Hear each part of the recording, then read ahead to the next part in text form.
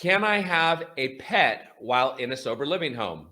And what about my emotional support dog? So that's a good question. And sober living homes vary when it comes to pet policies.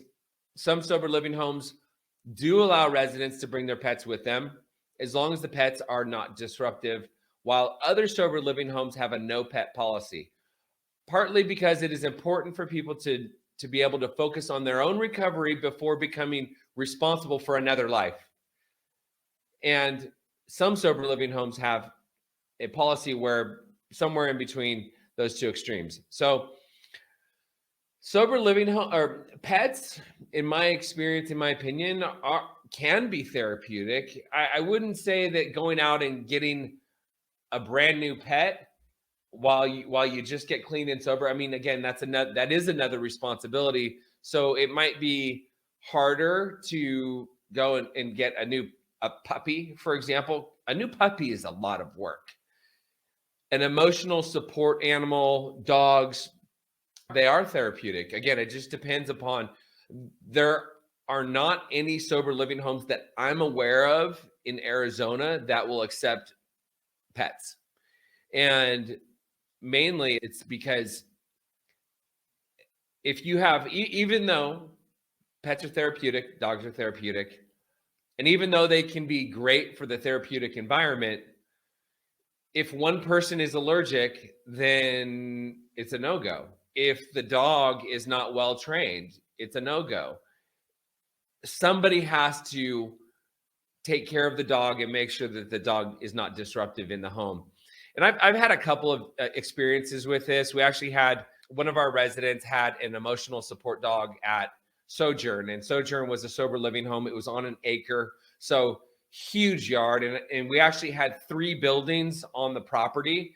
And the dog was super old and very well trained, never barked, and totally just low key. And it was really good for the residents of the home. We had another situation where our house manager had a dog, and it was a little poodle named Buzz.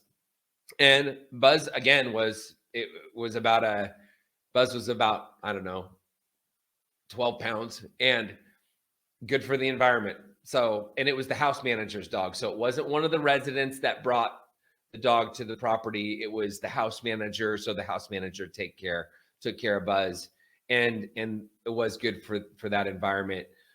But I would say for the most part, if you have a dog or a cat or some other sort of a pet, you're going to have to make lots of phone calls, and typically they're not going to be allowed at a sober living home. And even if you have a licensed emotional support dog, many times people have come to me with that as well. Because they have an emotional support dog, they should be allowed to bring their pet to the sober living home. A sober living home is different than, say, like a hotel or an airplane or something like that. So the same rules don't apply to a sober living environment or to a group home environment, again, because there might be people that are allergic and other reasons. So the same rules don't apply to sober living homes. An emotional support dog, because you can take an emotional support dog and have it live with you at your apartment or in a hotel or on an airplane or something like that. Same rules don't apply to a sober living environment.